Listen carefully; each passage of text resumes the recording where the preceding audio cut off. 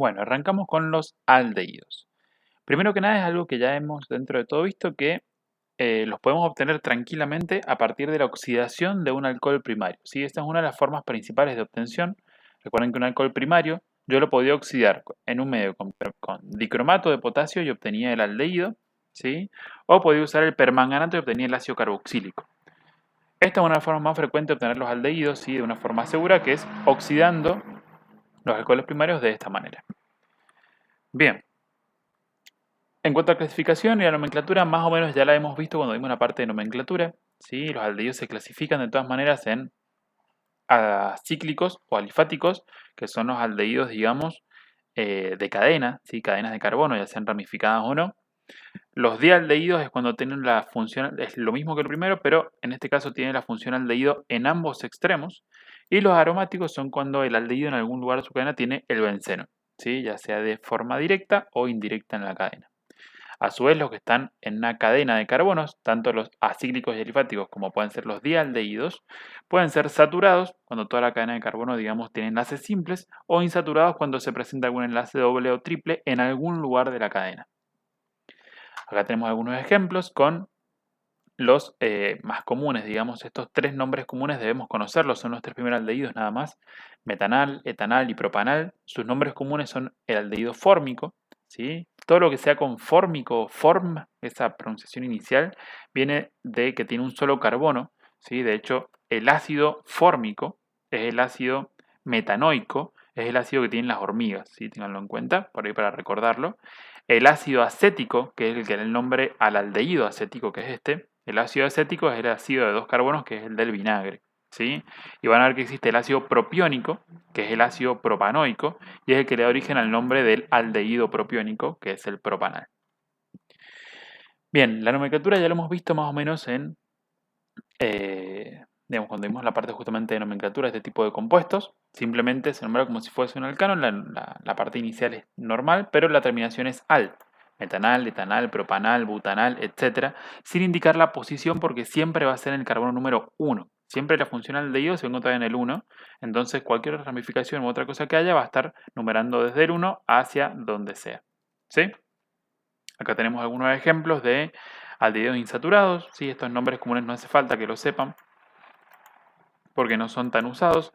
El succínico dentro de todo sí, pero nunca salió en un examen prácticamente así, ¿sí? El que sí aparece muchas veces en algunas reacciones es el oxálico. Este sí préstenle más atención. El oxálico sí suele aparecer. El aldehído oxálico y también el ácido oxálico, que van a ver que tiene muy parecido a este. Pero básicamente son dialdehídos, entonces si los nombramos como tal con la IUPAC está correcto, ¿sí? Este es el etano dial, propano dial, butano dial. Fíjense que tiene la función aldehído en ambos extremos, nunca en el medio, porque en el medio estaría siendo una acetona. Bien, los aldehídos aromáticos, como les comentaba, es que en algún lado tienen anillo bencénico, ¿sí? Bueno, este es el aldehído benzoico, que es como el más conocido de los aromáticos, y a partir de ahí el benceno puede nombrarse como ramificación, ¿sí? Tenemos la cadena de carbonos, que sería el aldehído, y el benceno se encontraría como ramificación en cualquiera de los carbonos que podamos tener. Bien, en cuanto a la isomería, ya las hemos visto o trabajado un poquito, o por lo menos mencionado, ¿sí? Los aldehídos presentan isomería de función con las cetonas, ¿sí? Parecería de posición, pero no es de posición. Si bien lo único que está haciendo esto es cambiar de posición, justamente los aldehídos y las cetonas se consideran compuestos de tipo diferente, de función diferente. Y por tanto, si bien los dos tienen el carbonilo, no se considera una isomería de posición, sino más bien de función, ¿sí? Si bien lo único que estamos haciendo es cambiar la posición de esto al centro, alguno de estos carbonos, se considera como una isomería de función porque cambiamos de aldehído a cetona, ¿sí? También poseen isomería de función, isomería de función, pero que en este caso es tautomería porque lo que, digamos, lo que están haciendo es como coexistir, ¿sí? Con la otra especie. Esta sí la hemos charlado. Cuando por ahí tenemos un alcohol, por ejemplo este, vamos a ver si me sale de una o si tengo que corregirlo. Ahí. Ahí y así estaría correcto. ¿Sí? Este carbón tiene 1, 2, 3, 4 patitas. Cuando tenemos un alcohol, ¿sí? Y se forma el doble enlace acá en el mismo carbono que tiene el oxidilo, tenía un doble enlace. ese doble enlace no tendía a coexistir y mucho tiempo esto era bastante inestable, sino que el doble enlace pasaba acá y ese hidrógeno pasaba allá. ¿Sí? Lo hemos visto en la formación, en las reacciones de alquinos, cuando se tendía a formar un enol, que el enol, justamente que es esto, doble enlace con alcohol, se transformaba en el aldehído o en la acetona correspondiente, dependiendo de dónde estuviera el doble enlace con el oxidrilo. Entonces eso terminaba transformándose en, ¿cómo se llama? En el aldehído correspondiente, que aparecía un 3 y terminaba así. ¿Sí?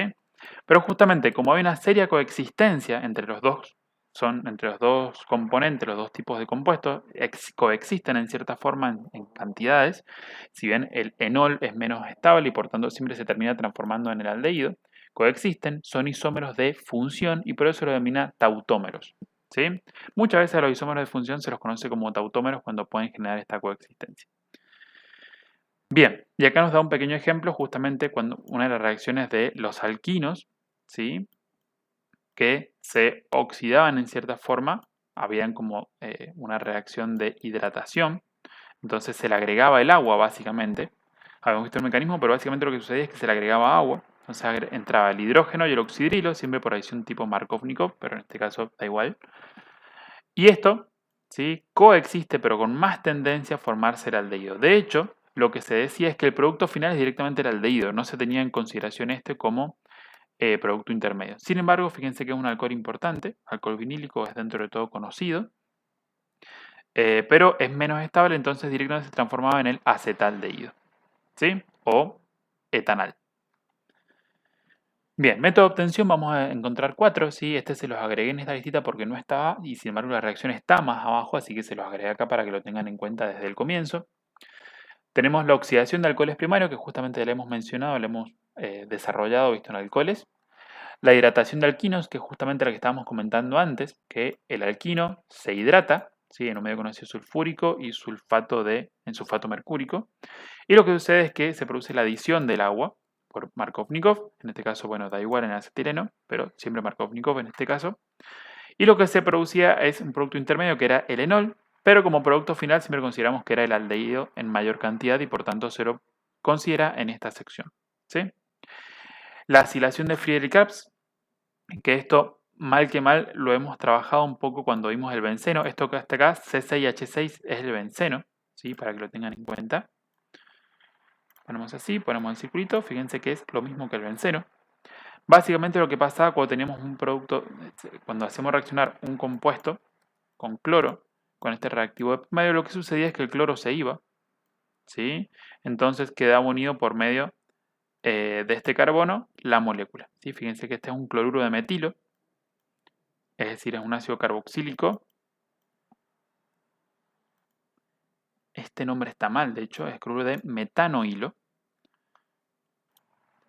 Sí, no es de metilo porque el cloruro de metilo sería el metano, ¿sí? Con el cloro. Esto es cloruro de metilo, ¿sí? Esto es de metanohilo porque es el derivado ácido, ¿sí? Es el carbono con un hidrógeno, ¿sí? Pero que a su vez este carbono es de ácido carboxílico, ¿sí? El ácido metánico, cuyo oxidrilo ha sido reemplazado por un cloro, ¿sí? Esto es cloruro de metanohilo, no de metilo, arréglenlo ahí. Bien, esto es un derivado ácido. ¿Y qué es lo que pasa? Al estar en contacto con este catalizador, el cloro lo pierde, ¿sí? Lo pierde de acá.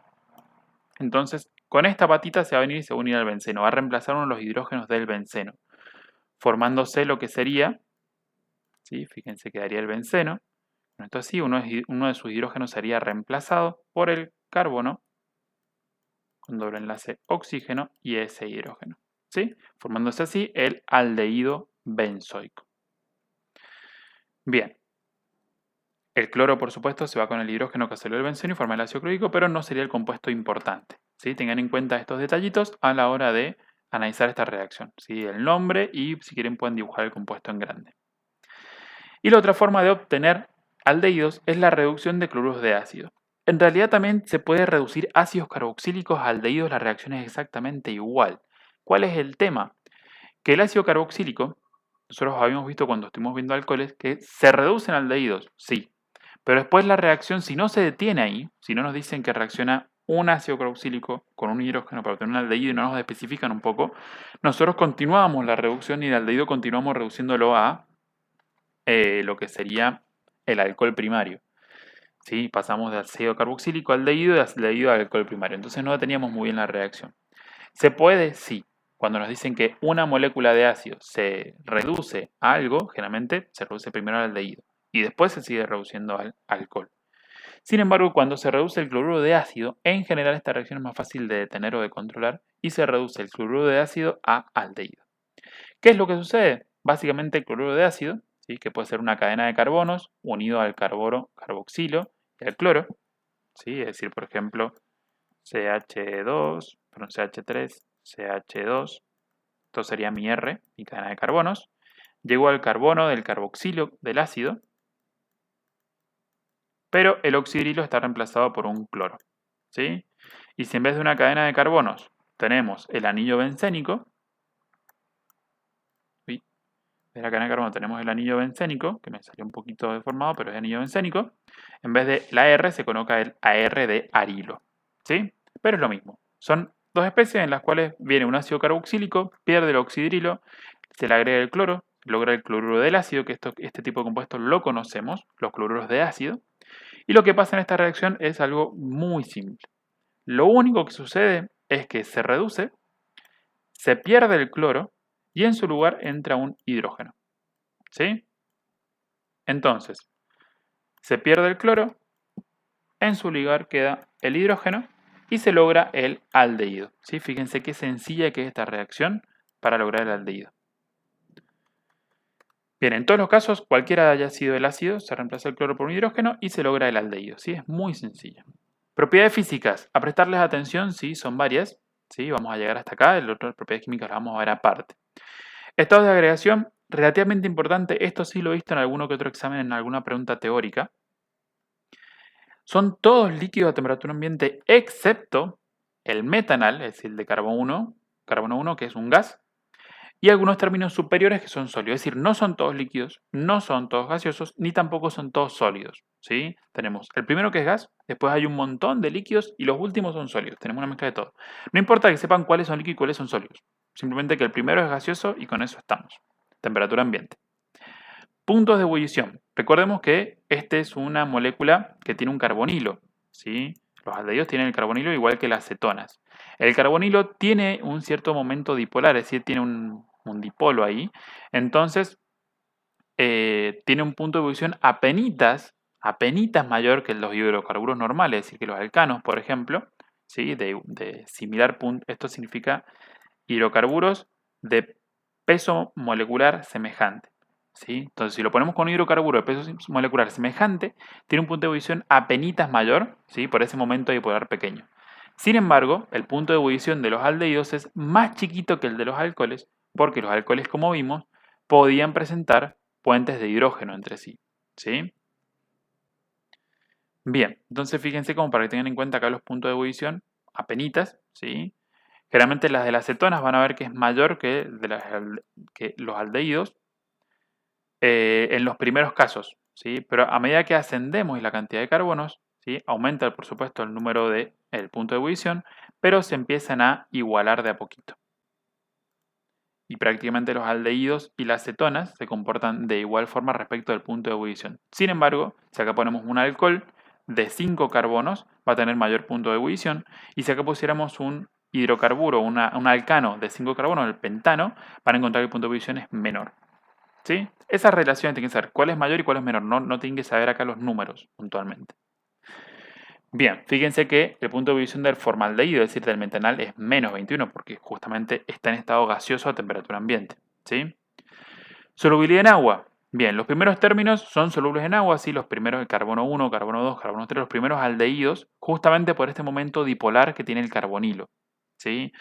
Hasta el carbono 3, carbono 4. Más allá, prácticamente no, porque mientras más carbonos tiene, menos soluble es en agua. ¿Sí? Aumenta mucho la cadena de carbonos y es cada vez menos soluble en agua. Hay un compuesto sí que por ahí tienen que recordar, que es el formol particularmente. Capaz no recordar la concentración, ¿sí?